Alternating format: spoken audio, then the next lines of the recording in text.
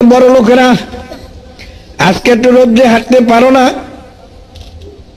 সাধারণ গরম সহ্য করতে পারো না, এয়ার কন্ডিশন ছাড়া থাকতে পারো না, আরে নরম বিছানা ছাড়া ঘুম আসে না, শক্ত বিছানায় শুলে ভিটে কাটার মতো লাগে, খালি পায়ে হাঁটতে পারো না, মাটির টাকা তোমার কাছে কাটার মতো লাগে। কোনদিন চিন্তা করিয়া দেখছো এই নরম শরীর যদি খোদা না খাস্তা জাহান্নামে আযাব শুরু হইয়া যায়, জাহান্নামে সাপ বিচ্ছুর কামড় সহ্য করতে পারবে কিনা মনের বুঝাইয়ে দেখো। কিয়ামতের ময়দানে এই সূর্যটা যেটা এখন 9,30,00,000 মাইল দূরে, এই সূর্য যখন এক হাত বা সোয়া হাত মাথার উপর করিয়া ছাড়বে আল্লাহ, সেই গরম সহ্য করতে পারবি কিনা? এখন তো রৌদ্রে বাইরেও না, কাল রৌদ্র সহ্য করা যায় না, কিয়ামতের ময়দানে সহ্য কেমনে করবি? ফাইজান শাক্কাতিস সামাউ ফাকানাত ওয়ারদাতান কাদ্দিহান, সিংহায় ফুৎকারের সঙ্গে সঙ্গে যখন আসমান টাস টাস করিয়া ফাটিয়া দুই ভাগ হইয়া যাইবে, সূর্য এক হাত বা সোয়া হাত মাথার উপরে উপরে মাওলা সারিয়ে দেবেন। এখন সূর্যের বুক উপরের দিকে, পিঠ নিচের দিকে, বাবা 9,30,00,000 মাইল দূরের থেকে সূর্যের পিঠের গরম। তারপরে তফসিরে লেখে 70,000 ফেরেশতা সব সময় সূর্যের উপরে বরফ ছিটাইতে আছে, যারা সূর্যের পিঠের পূর্ণ গরম ও জমিনে না লাগে। বাবা বৈশাখ জ্যৈষ্ঠ মাসে, আষাঢ় শ্রাবণ মাসে, ভাদ্র মাসে এই রৌদ্র সহ্য করতে পারি না।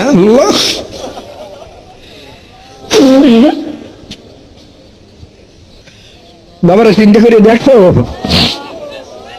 মাওলার কালাম যদি সত্যি হয়, গুনাহগার হইয়া কিয়ামতের ময়দানে উঠলেই সূর্য এক হাত বা সোয়া হাত মাথার উপরে থাকবে।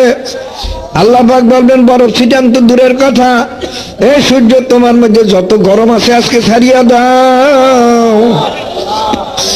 গুনাহগারেরা বুঝুক যে আমি মাওলা কেমন।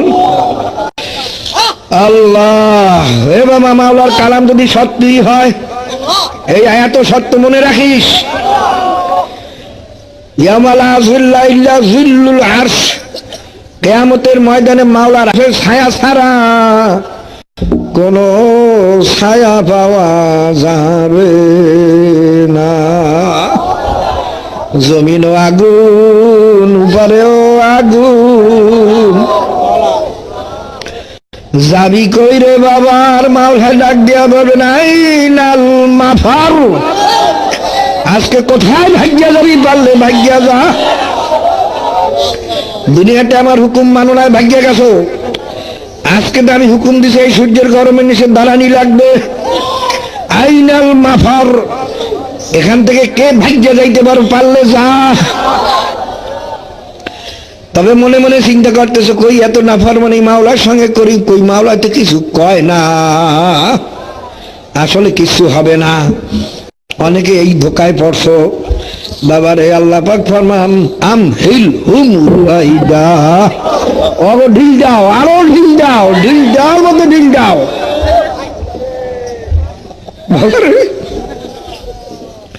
বড় একটা মাছ যদি বড়শিতে লাগিয়ে যায়, কোন বোকায় বাবা একচোটে টান দেয় না, জানে জোরে টান দিলে হয়তো বড়শি ভাঙবে, অথবা সুতা ছেড়বে, অথবা ছিপ ভাঙ্গিয়া যাইবে, ওই হুইল ছাড়িয়া দেয়।